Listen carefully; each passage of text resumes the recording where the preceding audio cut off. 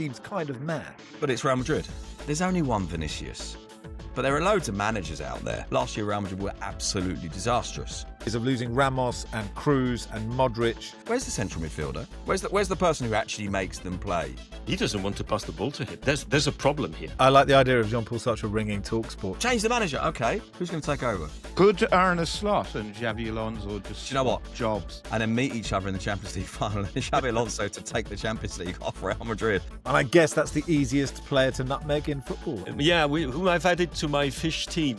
We'll have to go through it one day. It's starting to look good. My whole mind is now just, it's just fish footballers. Are we about to see prime Jose pull this one out of the fire? Death taxes and Antonio Conte being rubbish in European football. I mean, it's probably the best save I've seen all season. But through interest, self-interest, and fear and cowardice, nobody's doing anything for the time being. Really feel like I'll fall asleep on one of those water breaks. If not the first, then definitely the second. The way he's cultivated Donald Trump and consistently advanced the cause of Donald Trump. Anyway, right, let's start at the Bernabeu then. Real Madrid 1, Man City 2, another loss of Real Madrid. 1 win in their last 5 in the league, Sid. Their worst run in 4.5 years. And, I mean, you was telling me yesterday, Alonso's basically gone, which from the outside seems kind of mad. Yeah, but it's Real Madrid. And it's the nature of it, and I think you've got to look slightly beyond the results to the mechanics within the dressing room, to the way that they're playing, to the level of performance, to the kind of tensions that you always get at Real Madrid. On Sunday night, after they were beaten by Celta de Vigo, and they weren't just beaten, they were pulled about the pitch by Celta de Vigo. It was really fascinating to watch. Actually, there was a meeting at the Bernabeu long into the night. Plenty of the people around the president feeling like maybe it's not a bad idea that he gets sacked. There was an inclination to do that then, but there was a decision to hold on, in part to kind of allow, I suppose, this game to be a sort of a judgment, if you like, upon them. And the difficult thing now is that this game is slightly inconclusive, because you can take a step back from this. And of course, this is what was happening partly last night, and say, well, this is against Manchester City, who are a very, very strong team. You lose 2-1 to a debatable penalty. It doesn't really matter whether it's debatable, but it wasn't so clear cut as to say, wow, you got absolutely battered. You hit the bar in the last minute going for a comeback. There was a bit of a reaction from the team. They've got 8 players missing through injury, and so you can create a kind of, if you like, a positive narrative around it. But it's still only now 2 wins in the last 8 games. They've got 2 more before Christmas. I think I'm right in saying they go away to Alaves this weekend and then play against Sevilla, plus a Copa del Rey game, which they really shouldn't lose, against third-tier team Talavera, which is about an hour south. And so there's a huge amount of pressure there. There's that pressure there because of all of those elements, and in particular, of course, because the fault lines are showing, and the fault lines are showing, and of course, it's always much, much easier, and particularly a club like Real Madrid, to replace a manager than to replace players. I'm going to strip this down to the most simple thing imaginable, which is, if you like, the kind of the mindset that underpins this. And the most simple thing imaginable in terms of that mindset is, there's only one Vinicius, but there are loads of managers out there. Right. And it is that simple. I mean, is it just about him? Because this idea, there's this sort of very oversimplified idea that, Real Madrid players they've got such massive egos that they just want to be given a ball and say, off you go, which is sort of debasing how good Ancelotti was, unless that's what he did, right? I think it does debase Ancelotti, and I think it's kind of incumbent upon us, to not always go down that route. But there is a temptation to do that, and if you look at the managers that have been really successful over the last, I think you can go back almost 30 years, and you look at the managers that have been really successful, is that for the most part they've been managers with what's always known in Spanish as having a left hand. That ability to engage with the dressing room. There's a lovely phrase that Vicente del Bosque came up with once, which sums it up quite nicely, I think, which is, he said, in part, the secret is making the players think it was their idea. That you don't sort of impose upon them. You provide a framework through which they work. You give them a degree of freedom. Now, I think the problem is, of course, that leads to this idea that, it's the players are all lazy, they don't want to run around. And I think, obviously, they do want to run around. They do want to compete. They do want to do things. But there is that kind of element of freedom and self-status as well as team status and some of the things that you have to do. And of course, the big contradiction at the heart of this, or the big problem at the heart of this, is that Xabi Alonso was brought in precisely on this basis that here's a systems coach. Here's a coach that will give them a structure, because we shouldn't forget that while Carlo Ancelotti was enormously successful, last year Real Madrid were absolutely disastrous. And it just fell apart. And so you get this natural thing, I suppose, of searching for the thing you haven't got. And so there's this idea, well, what Xabi Alonso will do will be bring structure. And imagine these players, but with a structure. Imagine how good it could be. But then you've got to encourage some of these players, or make some of these players do some of the things that it's not so much that they don't want to do it, because that makes it sound really simple. Like they've just gone, nah, run around, not doing that. But they don't naturally do that. It's not their natural inclination, that the pieces don't naturally fit together.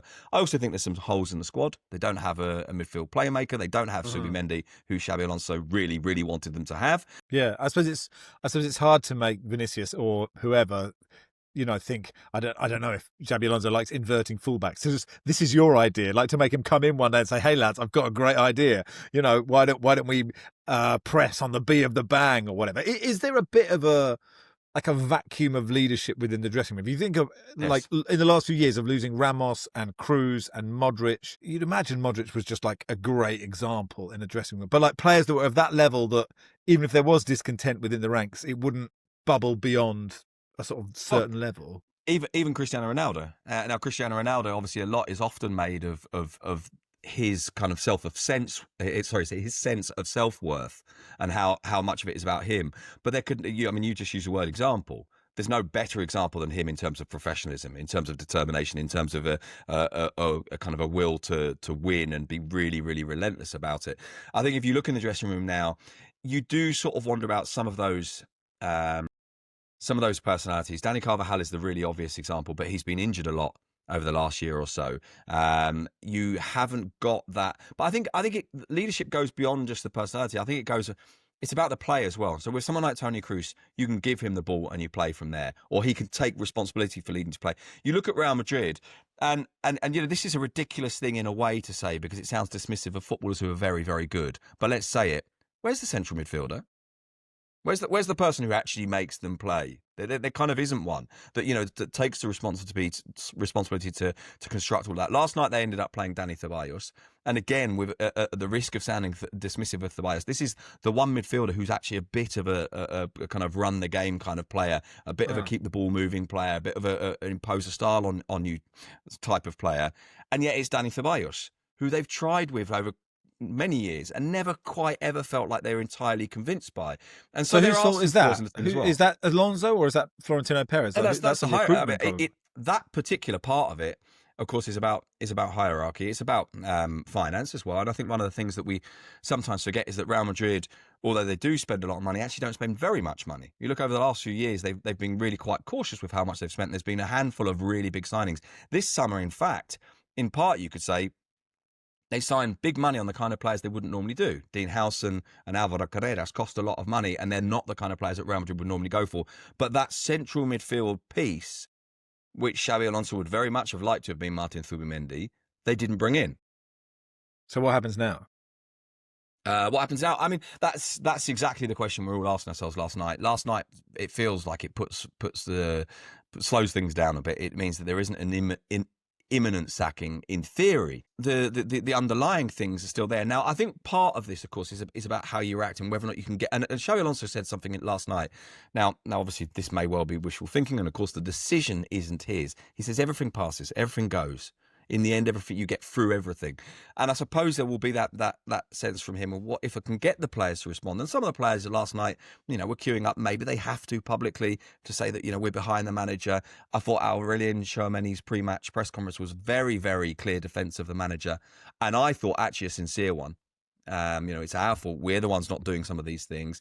But then you have to ask yourself whether they ever really can with consistency, with the kind of players they've got, with the approach that some of those players have, with the structure that Xabi Alonso is trying to put in place. And also then again, that question about Xabi Alonso's ability or not to engage with those players, to seek empathy and connection with them and bring them on board. But last night you got players defending the manager. Last night you got a response at least for 20 minutes at the start or 25 minutes at the start and 20 minutes maybe at the end, and you got a sense that maybe there can be a reaction. The problem is, let's go back a week. So a week ago, Real Madrid go away to Athletic Club. They play really well. They win away at San Mamés, the stadium that's kind of, the most mythologized in the whole of Spain. And everyone goes, well, there you go. Something to build on. It's happened. They've fixed their problems. They've sought accommodation. They've got together. They've said, listen, we're all in this together. Even if there's been issues before, come on, we're all in the same boat. And they beat them. Everyone says, this is great. Okay, this is the beginning, if you like, of things being calmed down. And they go back to the Bernabeu and they get absolutely battered by Celta. First thing, when you talk about the left hand, I love the expression. Is that like the left hand of the conductor? Because you use the right hand to beat time and you use the left hand to cajole the players. Because that could be an explanation. I don't know why that is. Yeah. No, I'm glad you've thrown that up because actually that is quite a nice explanation. So that's one thing. The second thing, I don't know if it's talked a lot about in Spain, but there was one moment yesterday which, for me, encapsulated what was wrong with that Real Madrid team. And I thought almost of it in sort of existential terms. On one hand, you had Manchester City, for all their brittleness and their youth, they were existing, they were the being, and Real Madrid were nothingness. It was like Jean-Paul Sartre, being in nothingness, and they were nothingness. And the best way to illustrate that, 59th minute, really promising situation. Vinicius gets the ball. Rodrigo has got about 20 yards of space on the right-hand side. And I'm there, and I'm almost screaming at the screen. And I'm thinking, he doesn't want to pass him the ball. He's going to hold on to the ball. And he did. And the result is that what was a clear-cut opportunity, Rodrigo, especially in the form that he was in that game, goes on would have beaten Donnarumma. There's absolutely no doubt about that. But he waited and waited and waited. And by the time he gave the pass, because he really had no other choice, it was too late. And I was wondering if people were talking about this as well, because for me, when I watched it, I thought, he doesn't want to pass the ball to him. There's a problem here. Paranoid conspiracy, typical Real Madrid. No, I think there has been a lot of talk about players not wanting to seek out certain types of passes, but there's not been a huge amount of discussion about it specifically between Vinicius and Rodrigo. Okay. Rodrigo's barely played, by the way. When he scored last night, it was the first time he scored in 33 games, partly because he hasn't been playing many minutes in those games. And he was a player that in the summer the club were trying to move on because they thought there was a market for him. They didn't play him at all during the Club World Cup, in part to try and send him a message. But Xabi Alonso thought that he could be useful, but he really hasn't played. And he hasn't played in part, of course, because he would prefer to play on the left-hand side. I know he played on the right last night and he played very well there. And actually, I think it possibly is where he's best. But Vinicius, Mbappe, Rodrigo, even Bellingham to some extent, sort of drift all to the same side of the pitch. That's part of it as well. I think there is a distribution of space question. I also think there's a mechanical thing on that, and the possibility that it's not so much not wanting to play the passes. There just isn't kind of, if you like, a natural immediacy of seeing those passes, of knowing that this is the structure, this is where it goes. And I think that's actually quite important. There's a moment, and it's almost around about the time you're talking about, in the second half and it will be around about the hour, where Real Madrid are playing the ball around in midfield, and then it kind of goes back to the defence, and it comes around the back, and it goes back into midfield again, and they're looking to see if there's a ball forward, and it doesn't happen, so the ball comes back again. And the fans started whistling. And I think what we saw there was the frustration of a season in which everybody has seen that when Real Madrid can go up and run, and when a team offers them space to run behind, because you've got players as quick as an Mbappe, who admittedly didn't play yesterday, and Vinicius, you can go beyond people and run at people, which is what had happened in Bilbao. But when Real Madrid have been in a position in which they've had to construct an attack, they've had nothing this season. Genuinely nothing. There's a phrase that doesn't work particularly well in English, but the Spanish use all the time, which is Real Madrid don't play at anything. There's no idea. There's no structure. What are they playing at? What is it that they are doing? And the answer for so much this season has been nothing. I like the idea of Jean-Paul Sartre ringing TalkSport. Jean-Paul's online too. It's all about everything and nothingness, Brian. That's what it is. Anyway, and everything passes. I think from a City point of view, when you think about how they were outclassed in sort of the in the Bernabeu last season, it was an embarrassment, really, that they were way off Real Madrid. Even if Real Madrid weren't at their best, City were a distant second in that tie over the 180 minutes. And for them to have taken such a big step forward, I think will have really pleased Pep Guardiola. I've not been sure about them in the biggest games, I would say, sort of this new team, but actually they feel like they're growing, and it definitely, that left-hand side is really exciting. O'Reilly, just keeps on running, can come inside, very good technically.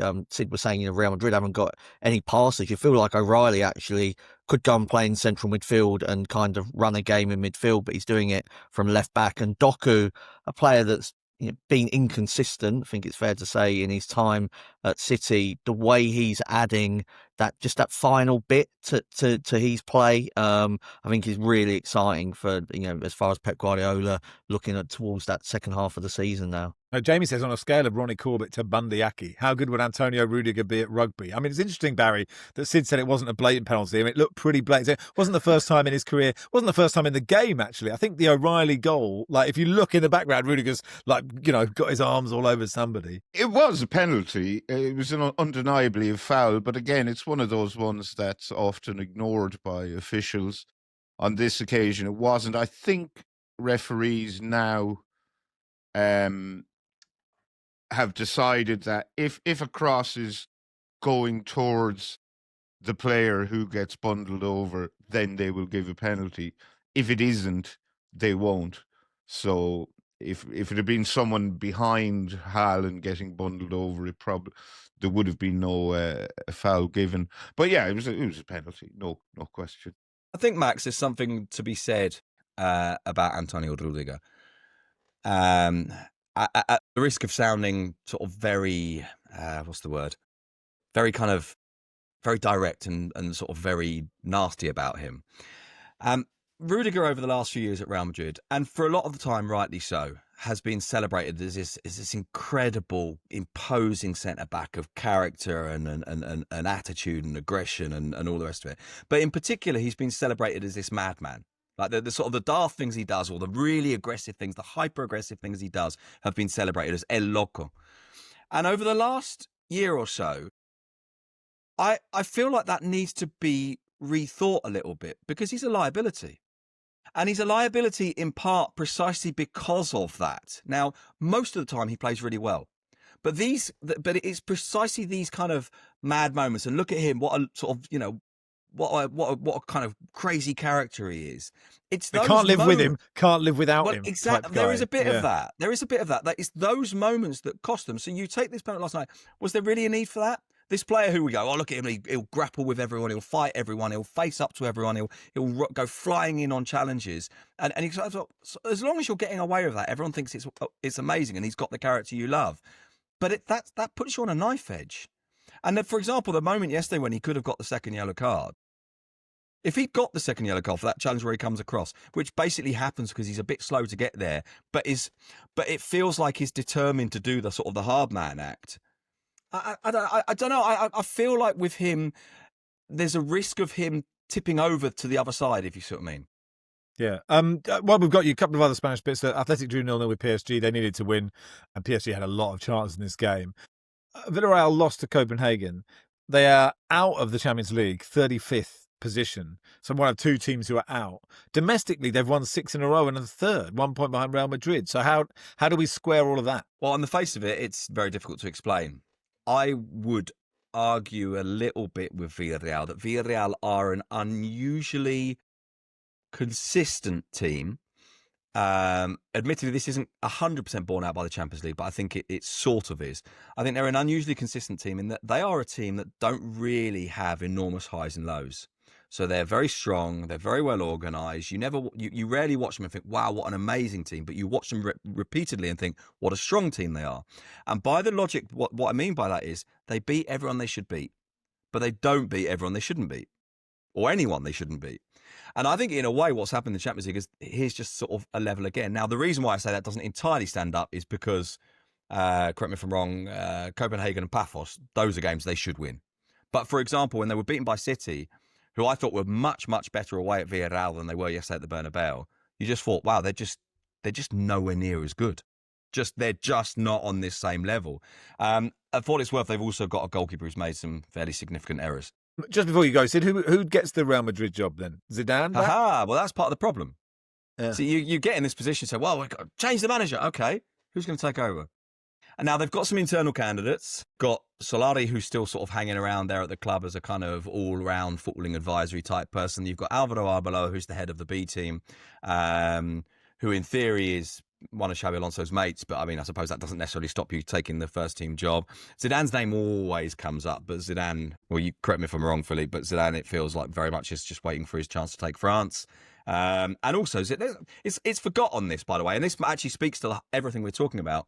Zidane, when he left Real Madrid last time, left with an open letter saying he was leaving because he wasn't supported, he wasn't given authority, he wasn't backed, and he kept getting undermined by the club. Sid, do you not think sort of Iraola would he? Is he just not a big enough name? There's no doubt that he's very much admired in Spain, but he's not someone that gets talked about in Spain. One of the other things that happens, and actually this happened a little bit with Xabi Alonso, is that of course you have people around the president at Real Madrid making suggestions, and I think this feeds into this whole thing of, well, the manager is kind of a necessary evil. So people suggest managers, and in the end, essentially, the president goes, well, okay then, without necessarily being fully convinced by it. So I think that what that does do is open the door for a slightly left field appointment. Yeah.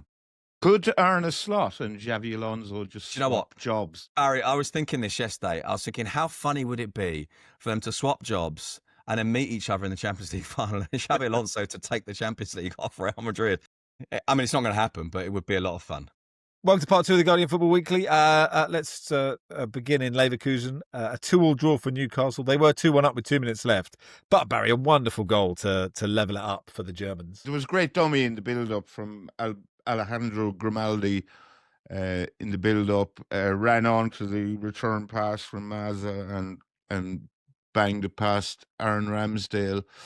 I think a draw was probably a fair enough result. Newcastle were very, very, very poor in the opening 35 minutes. They let in a very soft goal from a corner. Robert Andrick bullied Sandro Tonali at the back post at a corner. His downward header literally went in off Bruno Guimaraes' backside. And then Newcastle were a little lucky not to give away a penalty. Malik Cho hauled down Patrick Schick. It was just inches outside the penalty area. I think was there a case for Cho to be sent off? Yeah, I think so. Goal-scoring opportunity. I think it's a definite red card. Yeah, made no effort to play the ball, and I don't. Schick would have been clean through on goal, but he got away with a yellow. And Newcastle's equaliser was. Do you remember on A Question of Sport, they used to have the what happened next round? Yeah. And one of the Leverkusen defenders passes the ball back to Mark Flecken, who's now in goal for Leverkusen. And when he has the ball, he receives the pass, the ball's at his feet, and Nick Voltemade is at least 14 yards away from him. So if you'd freezed it there and said, what happened next, I don't think anyone would ever have guessed that within 4 seconds, Voltemade would basically be all over Flecken, who had somehow allowed him to come and attack the ball. Flecken brings down Voltemade and Anthony Gordon scores the penalty. Anthony Gordon supplied the cross, Lewis Miley to score with a really good header. And then Newcastle do what they do far too often, is conceded a late goal. And that allowed a very good goal, and that allowed Leverkusen to steal a point. Eddie Howe was, not particularly happy after. Newcastle are giving away too many late goals. That mark is 2 points dropped, and it might be key in terms of their qualification because they've got PSV at home, which they should win, but they won't necessarily win. I mean, PSV are decent, and PSG away, who may be through, I guess. But, all these teams are desperate to avoid that playoff just because it's just more football, isn't it? Yeah, and there's going to be some big teams in that sort of 9 to 24, so it's not guaranteed to get an easy tie in that one. I suppose I disagree in saying it was 2 points dropped. I know they were winning quite late, but I agree with Barry that certainly first half Newcastle were sort of lucky to still be in the game, and they definitely would have taken a point at that stage. They were getting pulled apart. Actually, by one of the tactic that they use so often with Voltemade dropping deep and then players running in behind, like they got done by that time and time again. Schick consistently dropping deep and sort of Poku and Tillman running in behind. And Newcastle were really disorganised, which is not something you expect from the sort of an Eddie Howe team. I think they're usually, they're well structured, but they were being pulled apart. He definitely changed it at half time, and maybe they'll feel like they could have gone on and won the game, hit the post a couple of times. Leverkusen, it would have been really harsh, I think, had Leverkusen not got something out of the game. And I haven't seen much of them this season, but the midfielder that Barry mentioned that was involved in the goal, Mazza, who played for Germany. Sort of youth levels now, is an Algerian international, definitely caught the eye in central midfield. He's only 20, but I wouldn't be surprised if he's got sort of big future, probably somewhere else, given the way Leverkusen sort of turn their players over. Yeah, I mean, and he nutmegged Dan Burn, didn't he, for the goal? And I guess that's the easiest player to nutmeg in football, isn't it? Given how long his legs are. You can nutmeg him. It's hard to run round him, though. It depends how you nutmeg him, yeah.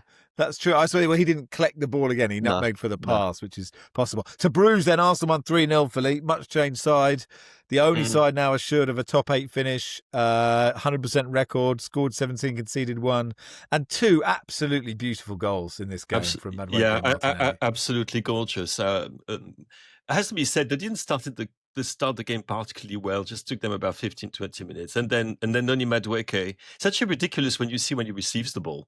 You think, actually, both goals are quite similar in that the players receive the ball in a position there is no danger whatsoever. They're on the wing. Then suddenly a burst of acceleration, very, very impressive, an absolutely unstoppable shot, which, of course, to make it much more pleasing to the eye, catches the underside of the bar. There's nothing like it. It's so good.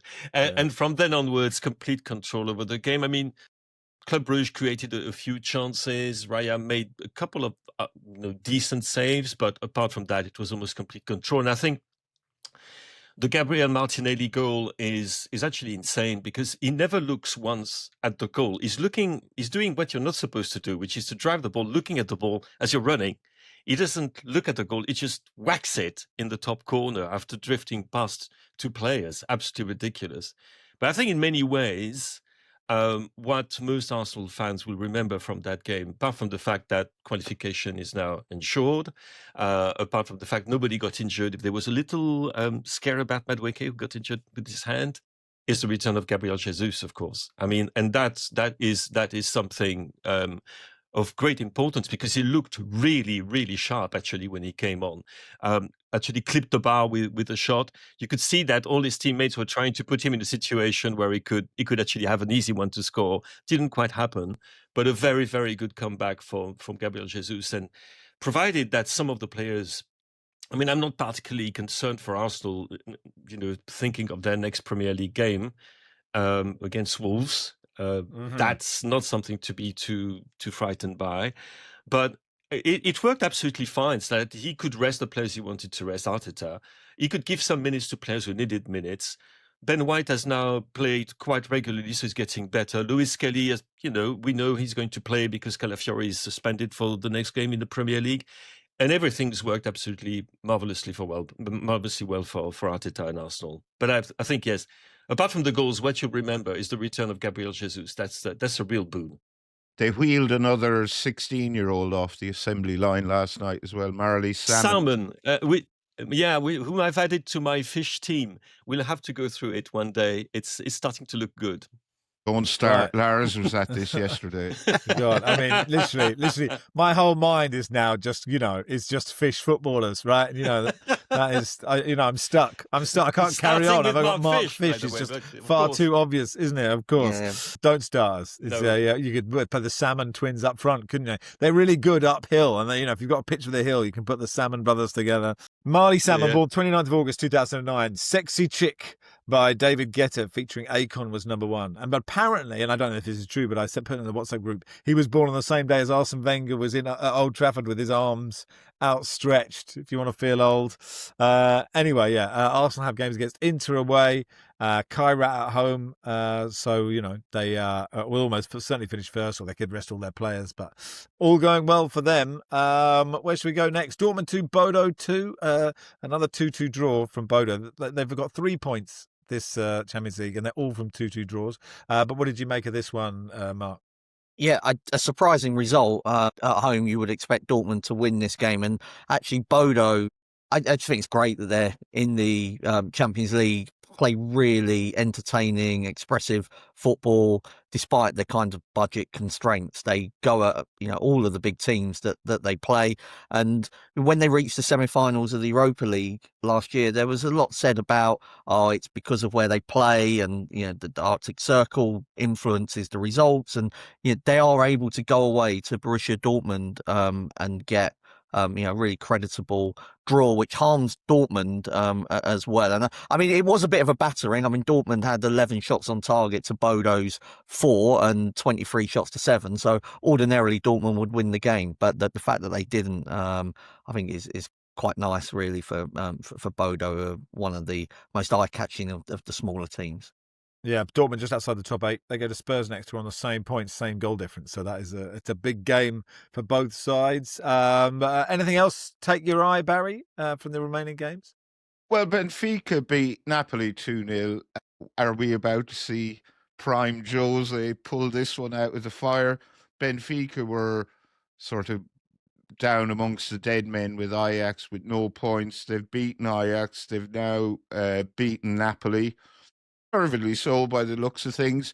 Benfica have 6 points now, but there are 2 remaining games which they have to win, are against Juventus and Real Madrid. So can Jose pull off a serious Houdini act? Probably wouldn't put it past him. Napoli are in quite the pickle. They're 23rd in the table. They've got 7 points, and they've got Copenhagen away and Chelsea at home. I mean, this just carries on kind of, death, taxes, and Antonio Conte being rubbish in European football. It's, he cannot get anything together in the Champions League. His record for a manager of his caliber, for what he's won, for the teams he's managed, he really, really bad in the Champions League. I don't know if it's the intensity at which his teams play that they struggle to back it up in midweeks, or if there's something else going on. But really, really poor. Even though they have got a lot of injuries at the moment. Yeah, so Benfica sort of back from the dead, as are Copenhagen. We mentioned there went at Villarreal. Juve as well, who beat Paphos 2-0. So they all had no points 2 game weeks ago, or not no points, but were winless, and now have those 2 wins. So this proves my theory that Mark, the early games don't matter. With, that early games really don't matter. Yeah, we'll wait for the playoff draw, Barry, and when someone gets Barcelona or whatever, we'll see if it matters then. This is exactly the kind of game that will completely pass everybody by. You see the result, Athletic, PSG, 0-0, and in fact, it was a far better game than that, and there's several things that to come from it. The first thing is one of the great goalkeeping performances I've seen in Europe this season. And if you want to understand why Unai Simon, Sid was telling us before we pod that he's had a difficult season, but that game, my goodness, was absolutely extraordinary. And there is one save in particular, which I think, it's probably the best save I've seen all season. And it's not a super spectacular save. It's better than that. He's going towards his left post. There's a absolute boulevard to his right, like 6 yards to aim at. And Barcola receives the ball. And you think, wow, any keeper would immediately rush to try to be at least in the middle of the goal. That's not what Simon does. He only goes 1/3 of the way, getting ready to spring to his right, but keeping enough space to his left, in case Barcola decides to go that way. It's a moment of absolute genius. I don't know. Watch it. You'll see what I mean. And he had an absolutely extraordinary performance. And without him, could actually, by the way, say also, we didn't say about, but without Thibaut Courtois, Manchester City would have scored 4 or 5. But anyway, but Unai Simon had one of the great goalkeeping performances. And PSG were actually rather good, and had Barcola's shot not hit the bar at the end, there was also a kind of such a great move. It was absolutely gorgeous, and they're okay. They're not back to their absolute best. Dembele is still missing, but they're on the way back. Don't worry too much for them. And on Ajax Watch, we've been cataloguing their defeats. They did win at Karabag. They left it late, but scored a couple of lovely goals in a 4-2 win there. Got Europa League tonight and Conference League, which, if anything fascinating happens, we'll let you know on Monday. And that'll do for part 2. Part 3, look ahead to the Premier League games, and we'll get Philippe on FIFA and the World Cup. Welcome to part 3 of the Guardian Football Weekly. So look, all eyes will be on Anfield for Liverpool, Brighton, and the Salah family will be there, regardless of whether he'll be playing or not. Presumably not. But off that, we've talked about Brighton not letting the Guardian in, Philippe, and the Tony Bloom story.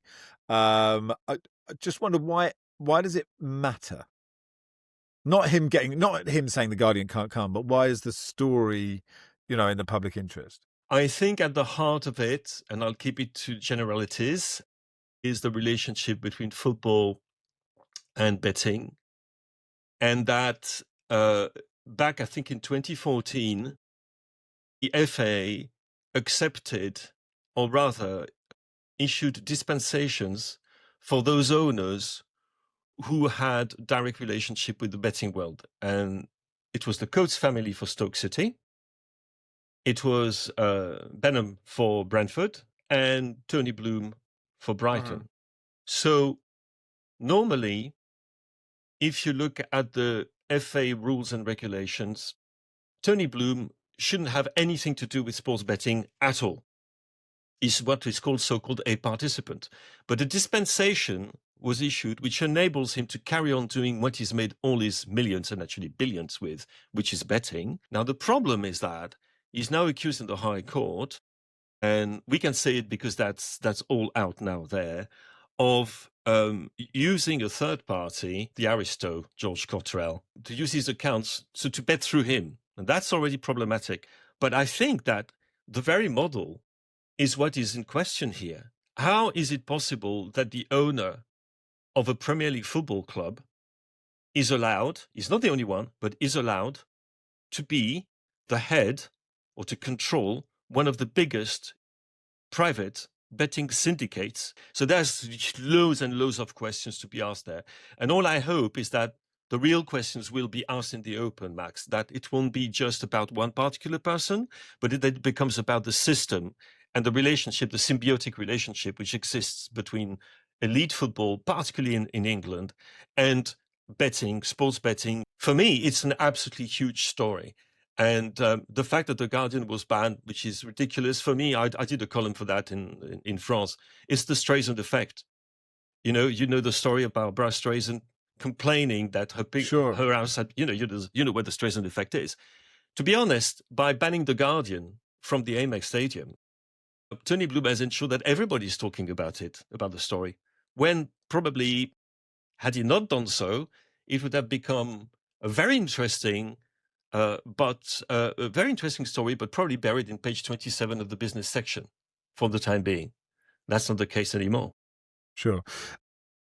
Tony Bloom did not respond to questions from The Guardian about the claim. A source close to him says he intends to file a defence to the High Court claim in due course. Back on the pitch, Baz, the Tyne Weir derby. How are you feeling? Well, I'm going to it, which is nice, and I'm looking forward to the occasion. Not necessarily looking forward to the game. I don't think fans of either team are particularly. It's one of those matches like the playoff final. It's great if you win, terrible if you lose, and there's no real middle ground. Obviously, unlike a playoff final, this could be a draw, and I'd say if you offered fans of both teams a draw right now, they'd probably take it. As to how it'll go, I don't know. Sunderland gave a very poor account of themselves in their last derby match against Newcastle at the Stadium of Light in the FA Cup. They got hammered, totally overawed by the occasion. But this is a completely different team and a much better team. So if Sunderland were to win it, Newcastle fans will pretend they don't care, and they'll point to the fact that they've won a trophy recently and they're in the Champions League, so it doesn't matter. It probably would matter a bit to them. But yeah, it should be fun. or not. Yeah, and look, or not, you're right. I suppose Newcastle have had a trip in midweek and Sunderland haven't, so that gives you a bit more hope, I guess. Chelsea, Everton, Arsenal, Wolves. Mark, with your Spurs hat on, are you feeling slightly better after the last couple of games? Yes. The Brentford game in particular was probably the best performance since Manchester City, breaking up the Paulinho, Bentancur central midfield, trusting in Xavi Simons, is starting to pay dividends. It's still, early days, and even against Slavia Prague, there were moments when it didn't sort of look great from a defensive point of view. But yes, a difficult enough away game against Nottingham Forest on Sunday. Spurs have done very well away from home, but I tend to feel like those are, and I think Tony Blue might agree, that these type of things are fluky, and that they don't you don't sort of pay that much kind of respect to great home forms and great away form, and because generally speaking it will even itself out over a kind of longer period. So I wouldn't be surprised if Tottenham start losing away but then winning at home. Like there's no real reason for the results that they've had home and away so far. All right. Palace play City, West Ham Villa, Brentford Leeds, Manchester United Bournemouth, Burnley Fulham. We'll of course cover all of these on Monday, except for Man United Bournemouth, which is on Monday night. So it won't have happened by then. To the World Cup draw then, Philippe. Right, here we go. I mean, lots of... where do you want to start? Here's a good question. Can we start with this question from David Squires, our mate, who says, does Philippe know if there is any groundswell of dissent within FIFA regarding Gianni's alignment with Trump, or are most members just happy to count the cash? Is his question. I don't know about the second part of the question. I couldn't possibly answer that. But for the first part of the question, yes, definitely. There have been grumblings, and there have been grumblings against Infantino within FIFA and within the FIFA Council and within the FIFA Congress, the 211 member associations which compose FIFA. Those of people think that they're being basically a ring has been put through their noses, and they're being led. They're the bulls. They're being led by Johnny Infantino to the market, whether they like it or not, and they don't know which sauce they're going to use to cook them with, and so they're not happy with that. Unfortunately, there is absolutely no indication that anybody is prepared to act. The only act of rebellion was, you might remember, at the last FIFA Congress when Johnny was late in arriving because he was too busy cavorting with President Trump, if I'm not mistaken. And actually, they were actually pissed off because they said, this is FIFA. You have to be there on time. We've been waiting for you. But that's about as far as it went. That's as far as it went. So there are some grumblings. There are some people who are not happy at all with the way things are being done. But through interest, self-interest, and fear and cowardice, nobody's doing anything for the time being.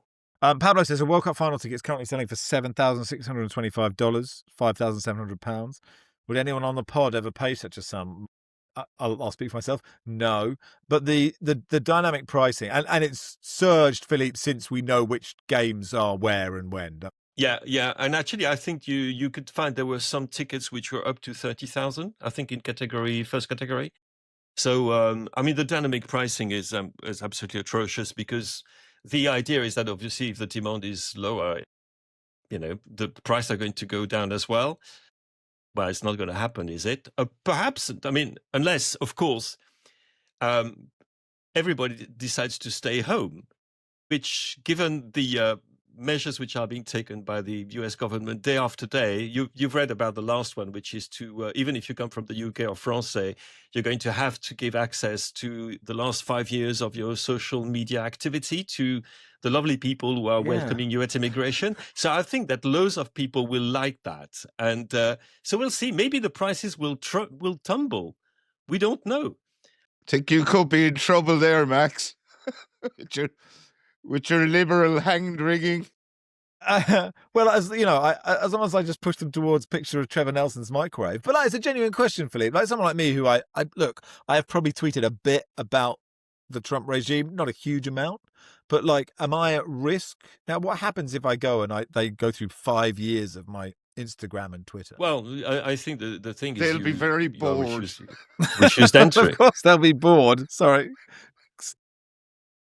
do reverse parking. Surely they'd be interested in that one, mate. Well, exactly, yeah. When I park the Subaru, they'd be like, "Oh, actually, let this guy in." Post of chili God. cooking live. Your live stream chili.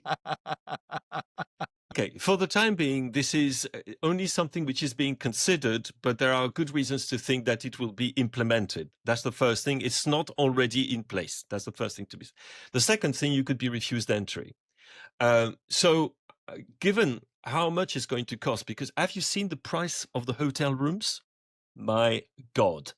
If you, imagine that you're following the Scotland team.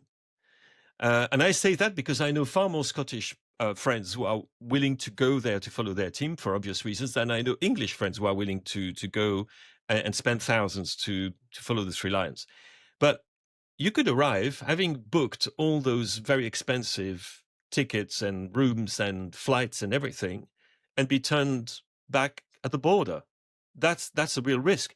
Now, will there be dispensations for people who have World Cup tickets? I don't know. This hasn't gone to that particular extent, but given the way things are going in America, to be honest, my advice to everybody is that don't fucking bother. Just stay at home.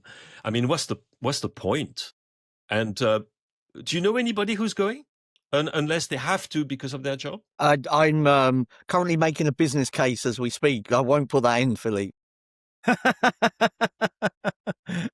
Well, I mean, Not at the I have moment. suggested. I'm not at the moment. We're going to be on the West Coast. I have suggested Acapulco. That's where I want to be. Yeah, go to but, Mexico and I don't know Canada. if the bosses are listening. Michael says, will the pod be taking 2 scheduled drinks breaks from now on? Yeah, so FIFA says it'll include 3-minute hydration breaks in each half of every game, not just those players in hot weather. FIFA says these breaks are for player welfare. Well, I guess, obviously everyone's going, well, there'll be adverts. And I think, Barry, I remember being so furious about adverts at the end of overs in cricket, and now I'm not that fussed. So I don't see this as the end of the world. I'd rather it didn't happen, but I won't lose sleep over it when I'm in a cell because they didn't like me tweeting a picture of a cherry tomato on the floor and asking if you lost your tomato in EC1. But anyway, what do you think of drinks breaks? But yeah, it's clearly a cynical move to allow more adverts. It would be very low down my list of things to be annoyed about at the forthcoming World Cup. I mean, it's definitely not the most annoying thing about the next year's World Cup, but I do think it will be annoying. You will get teams, I imagine, from about 16, 17 minutes onwards, almost playing for the water break. If you're the outsider, you're the underdog, you almost want to get to that point, and I think it can slow the game down. It can stop the rhythm, and sort of as teams are trying to build attack after attack. That's kind of how you break down that type of team that's got everybody strung across the defences. You just keep building attacks. And I also feel sorry for if I don't end up in the US with watching Iran v New Zealand with a 2 a.m. kickoff that's guaranteed to be 0-0, and I've really feel like I'll fall asleep on one of those water breaks. If not the first, then definitely the second. If you have a game stage with 35 in the shade Celsius, yeah, absolutely makes complete sense to have, drinks breaks. The problem is that if you do it there, does it serve as a precedent? What happens in national competitions? What happens in UEFA competitions? What happens in CONCACAF? You're thinking, all right, so it's just for this tournament, right? Or is it for all FIFA competitions? So will it be also like this at the FIFA Club World Cup? Will it also be like this for the FIFA Under-20 World Cup? For the FIFA women's competitions? So you don't know where it starts and when it finishes. I was more thinking, God, if those games we've seen in Canada recently, in like 25 inches of snow and an orange ball, and then they have to stand in the freezing cold for 3 minutes because that's what happens now. I think it's far more important to talk about the fair square complaint to the ethics committee of FIFA, which is actually a very important thing, which fortunately has been reported on by quite a few media. So Fair Square is an NGO, human rights NGO, has written a 8-page complaint against Gianni Infantino to the ethics committee. I've had a good look at it, and I think it's absolutely solid. They basically are asking the ethics committee to look at the breaches, the egregious, consistent breaches of the duty of neutrality that FIFA officials are supposed to abide by, and which, of course, in Gianni Infantino's case, I mean, he's basically been riding roughshod, I suppose is the expression, over those regulations, by in particular the way he's cultivated Donald Trump and consistently advanced the cause of Donald Trump. The most egregious example, I use egregious a lot when I talk about Johnny, being the award of the so-called FIFA Caramel Peace Prize, whatever it is. So this complaint has been filed with the ethics committee. It's rock solid, and it will lead absolutely nowhere as far as FIFA is concerned. But the good thing is that it has had a real echo in the media worldwide, and that it might give a few ideas to a few people as to what could be done to stop that man, because he must be stopped. They only found 4 egregious breaches. I thought there'd be an awful lot more. There are breaches and there are egregious breaches. Anyway, I can't retweet it until I'm back from the US after being thrown in a cell for, tweeting that awful reply to when me and Jamie got married. Anyway, Nancy says, "Hi, my husband's an avid listener to your podcast, has been for almost 15 years. A few months ago, he mentioned you guys make certain shout-outs on the show. I wanted to reach out and see if you'd be able to make a quick birthday shout-out for him next week, December the 12th. His name is Johannes Tiralla. He's the biggest Dortmund and Liverpool and Klopp fan. He's turning 35 this year. This will truly be the best birthday gift he could ask for. We had our first kid this year, and while many habits, routines got left behind, he still always makes time to listen to each episode. Oh, those 3 hours a week of quiet time for you, Johannes. Appreciate if you're able to do it, and totally get if it's not possible. Nancy, it's possible, Nancy, of course it is. Happy birthday, Johannes, and thank you for listening, and good luck with the exhaustion of parenting."